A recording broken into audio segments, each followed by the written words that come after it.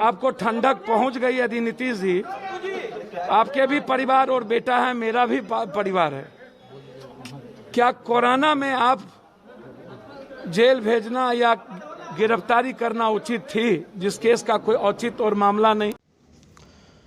आज हम चर्चा कर रहे हैं जाप सुप्रीमो पप्पू यादव की, जो इस कोविड-19 कोरोना से स्वस्थ होकर निस्वार्थ भाव से एक सच्चे समाज सेवी की तरह लोगों की सेवा में निरंतर 24 घंटे कोरोना मरीजों को जाकर हर जगह, चाहे वो पीएमसीएच हो या पटना का कोई भी प्राइवेट अस्पताल, हर जगह उन्होंने लाचार और मजबूर लोगों के लिए जो किया वो बिहार के किसी नेता ने नहीं किया।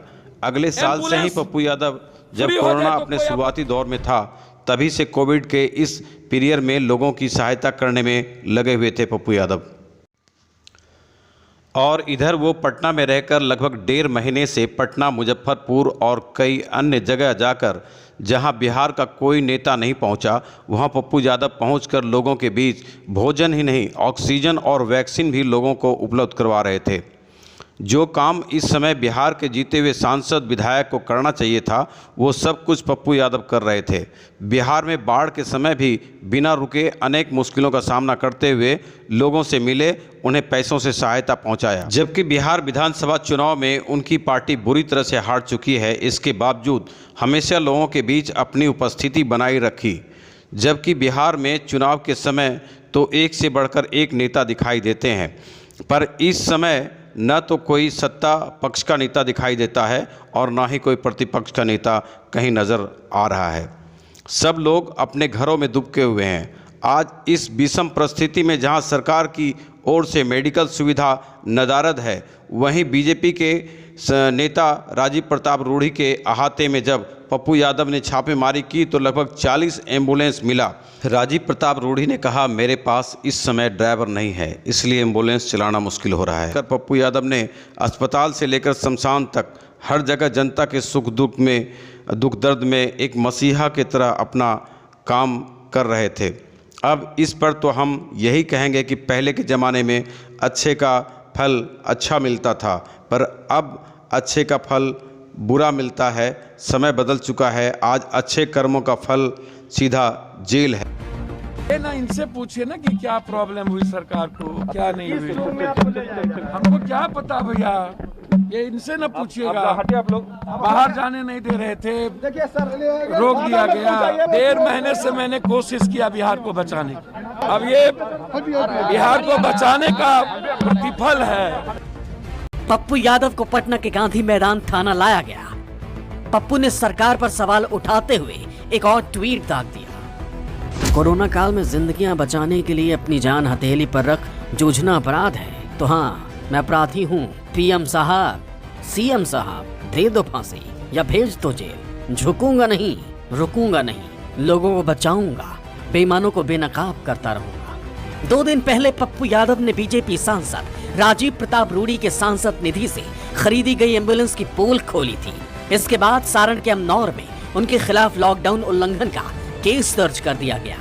पप्पू यादव पर उसी के तहत कार्रवाई की गई है। पति पप्पू यादव की गिरफ्तारी पर पत्नी रंजीत रंजन ने भी नीतीश और उनकी पुलिस पर हमला बोला। कहा, जो लोगों की आवाज उठा रहा है, सरकार उसे ही गिरफ्तार कर रही है। साजिश के तहत उनको जेल ले जाने की तैयारी हो रही है। अगर ये इस तरह से मुख्यमंत्री साहब और बीजेपी की सरकार और एनडीए की गवर्नमेंट कर रही है, ये बहुत गलत हो रहा है। और कुछ भी अगर पप्पू जी के साथ आपकी गिरफ्तारी के अंदर कुछ भी होता है, जिसका मुझे पूरा शक है कि ये लोग गिरफ्तारी के नाम पे षड्यंत्र कर रहे हैं, उनकी जान को भी खतरा है। मैं मुख्यमंत्री और एनडीए गवर्नमेंट को कहना चाहती हूँ, तो इसकी पूरी जिम्मेदारी एनडीए गवर्नमेंट को, मुख्यमंत्री को और बीजेपी सरकार को लेनी पड़ेगी। पप्पू यादव की गिरफ्तारी से बिहार की राजनीति भी गर्मा गई। आरजेडी ने नीतीश को बिहार का हिटलर घोषित कर दिया। सच्ची आवाज को रोके वो दीवार गिरेगी, काले कानूनों की जननी ये सरकार भी गिरेगी। सरकार लॉकडाउन तोड़ने के आड़ में जो सरकार के खिलाफ आवाज़ उठाते हैं, उस आवाज़ को दबाना चाहती है कि हिटलर शाही और तानाशाही सरकार का नहीं चलेगा। आदरणीय मुख्यमंत्री जी को जवाब देना पड़ेगा कि सरकार पूरी तरह से नाकाम साबित हो रही है। चारों ओर हाहाकार है, लोग त्राहिमाम कर रहे हैं। देखिए, कोई जनप्रतिनिधि अगर दिन रात जनता की सेवा में जुटा हो और फिर भी उसे गिरफ्तार कर लिया जाए तो यह खतरनाक साबित होता है। ऐसे मामले की पहले न्यायिक जांच होनी चाहिए, तभी जाकर गिरफ्तारी होनी चाहिए, नहीं तो इससे जन आक्रोश पनपेगा। सुशासन बाबू की सरकार में चुन चुनकर पप्पू यादव की फाइलें खोली जा रही हैं। 22 साल पुराने एक अपहरण के मामले में पप्पू यादव के खिलाफ मार्च में एक वारंट जारी हुआ था। इस मामले को लेकर अब मधेपुरा पुलिस भी पटना पहुंच रही है। मधेपुरा पुलिस इस मामले में पप्पू यादव को रिमांड पर लेने की तैयारी कर रही है, जिसके बाद पप्पू यादव पर हो रही एक तरफा कार्रवाई के बाद उनके समर्थक एकजुट होने लगे हैं। कोरोना काल में बिहार सरकार के बड़े बड़े नेता मंत्री गायब हैं। पप्पू यादव इकलौते ऐसे नेता हैं जो जानलेवा दौर में जमीन पर उतरकर जनसेवा कर रहे हैं, गरीब, बेसहारा और जरूरतमंदों की मदद कर रहे हैं। चलिए मान भी लेते हैं कि पप्पू यादव सियासत कर रहे हैं, लेकिन ये सियासत सकारात्मक है, लोगों की भलाई के लिए है, लोगों को राहत देने के लिए है। तो ऐसी सियासत से सुशासन बाबू और उनकी पुलिस को दिक्कत क्या है? अगर उनके मंत्री और विधायक ऐसी राजनीति करें, अगर हर नेता ऐसी ही सियासत करे, तो आम लोगों की मुश्किलें काफी हद तक हल हो जाएंगी। पप्पू यादव को गिरफ्तार करके उनको मधेपुरा ले जाया जा रहा है। अपनी तस्वीरों में देख सकते हैं।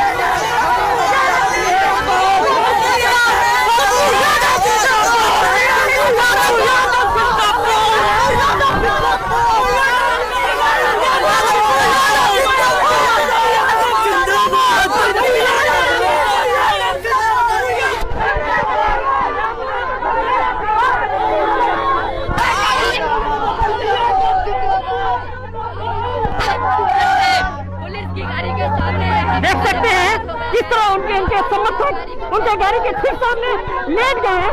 आप देख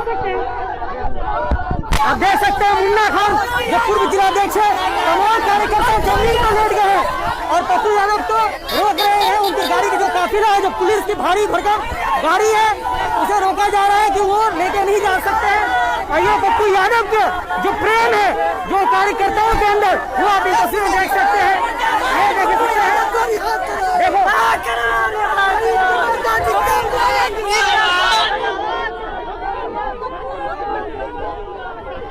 धक्का मुक्की भी हो गए प्रशासन का। आप देख सकते हैं सीधे तस्वीरों में पप्पू यादव इस गाड़ी में है। देख सकते हैं पप्पू यादव,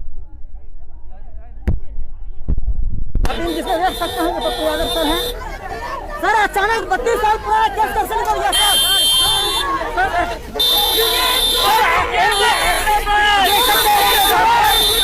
दिया जा रहा है, दौड़ा जा रहा है। देख सकते हैं पप्पू यादव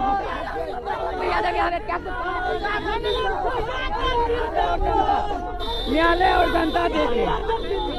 पप्पू जी कहाँ ले जा रहा है? पप्पू जी कहाँ ले जा रहा है? मधेपुरा।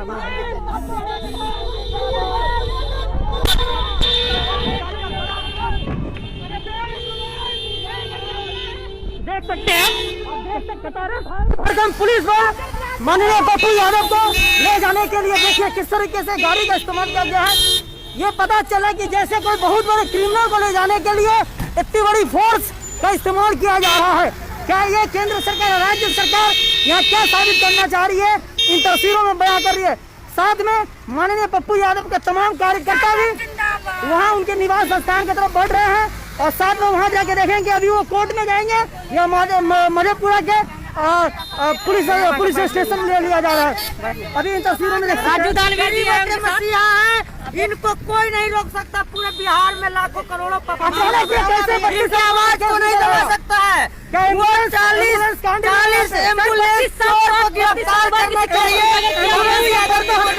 पप्पू यादव जी के साथ पूरा बिहार साथ में है। ये तमाम उनके कार्यकर्ता अभी भी देख रहे हैं। पीछे में फोर्स की गाड़ियां हैं जो उनको लेके जा रही है। वेस्ट बंगाल की भी कुछ गाड़ियां यहाँ पर देख सकते हैं और अभी आप देख सकते हैं किस